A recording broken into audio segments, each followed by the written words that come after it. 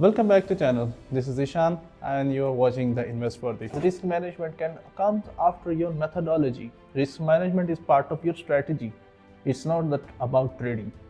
Then one more thing the people hold on, one of the worst reason, because when you Google over it, when you go to the search engine and you look for the financial studies and you will see the people who are not finance students, they have posted articles about it, even from the ChatGPT or the AIs. They will give you the many strategies with the risk management and other stuff. But you guys, you are not giving the good prompts to the ChatGPT. It's not the fault of a ChatGPT, because in the ChatGPT you might be asking for a 100% successful strategy, holy grail strategy, or maybe a strategy with a winning rate of a 60% with a triple R of a 1.5. But you're not telling it. Are you trader? There are 4 types of trading styles, and every style has a different risk management. One has a no risk management, because there you cannot control the risk. Other one has the moderate risk management. The other one has it's a little bit complex risk management. And the fourth one, the position holder, it has no risk management, because they are taking one position in years. They are taking one position for 10 years and they keep holding it. I will show you in the examples next, like what happens. For example, in the Bitcoin, the guys who were buying it in the initial, they were just risking $100 or $200 in the 2012 when Bitcoin was just in a cents. And in $100 you might have bought 1,000 Bitcoins or 1,000 Bitcoins or 10,000 Bitcoins, and it costed you in a couple of $100. But those guys are basically the investors who were the seed investor in the Bitcoin.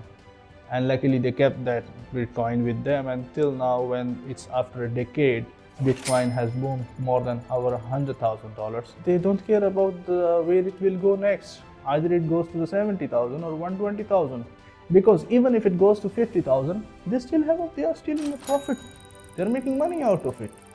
But a guy who's buying the Bitcoin at $100,000 or $50,000, if a market moves to 40,000, he might still thinking about exiting, because he's losing 25% of his portfolio or his position. If he bought at a 50,000 with an account of 100,000, he has already lost a 10%. So the guy who has bought a Bitcoin at a 50,000 and the price moved to 40,000, it's a big red flag for him to exit the market as soon as possible, because if market goes down, he will lose more than 10,000.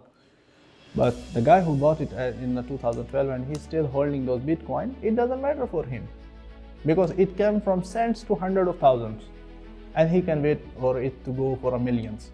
But the guy who is just buying at every high or selling at every low, he's in the risk. He has to do a lot more with his psychology, his risk management, his methodology, his strategies, because what this guy is trying to do, he's trying to predict the future. That's what I want to tell you. Risk management becomes complex when you start forecasting, when you start predicting the future. Like today I will buy at this level, but tomorrow market will be on the higher level. And today I will sell the market at this low and the market will go more lower. And you have a specific fixed mindset that market will go down.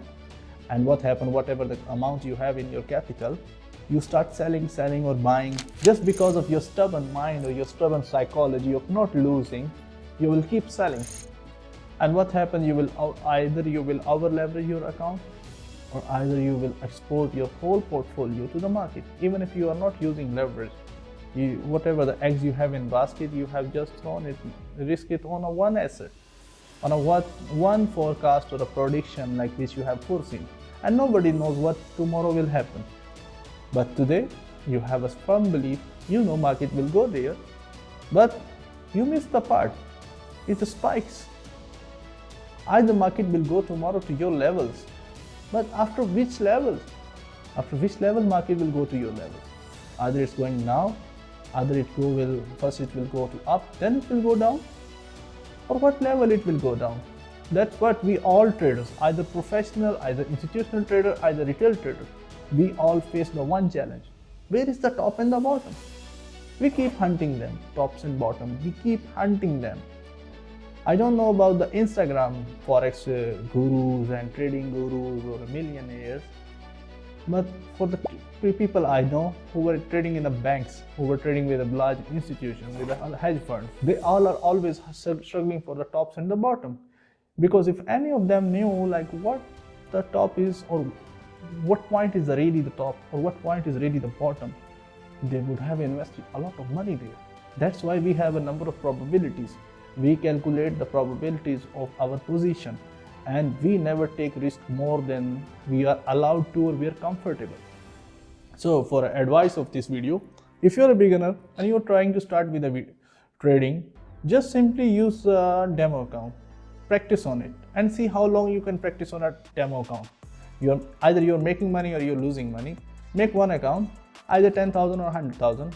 Do your trading. Just see when you get bored of it. The time you start getting bored of it, either it can take 3 months, 1 month, 6 months, but you need to carry on, because it's going to be your next job. Every time you're looking at a chart, you're following your plans, you're making strategies, you're doing risk management. Do whatever. Open a demo account if you're a beginner. And if you want to take the real taste of a market, then open an account with a minimum balance you can afford. It's like at least 5 cups of a coffee at a Starbucks or at a Tim Hortons, or at least get a capital of like 5 coffees at your favorite coffee shop. It could be anyone, because the minimum coffee will cost you at a $10, and if it's a fancy restaurant, it might cost you around $50 to $100 a cup of a coffee. You just take 5 cups of a coffee and then start trading with it. Take every position, risk 1 cup of a coffee, and wait for 2 cups of coffees, either 1 or half. But whatever your result, your target, it should be doubling your coffee every cup, and you will see the result. In an ideal scenario, you might lose 2 cups of coffee, but in return of 3 cups of coffee, you will get 3 more. So initially you had a 5 cup of coffee, but now after a trading journey or a trading session, you have a 6 cups of coffee, and if you lost, you have 3 cups still left there. That is all about the risk management. But the mind starts playing. When your risk management is 100%, you control the risk. You lost maximum what you could have lost, and you have lost it. What you will do after losing that certain amount?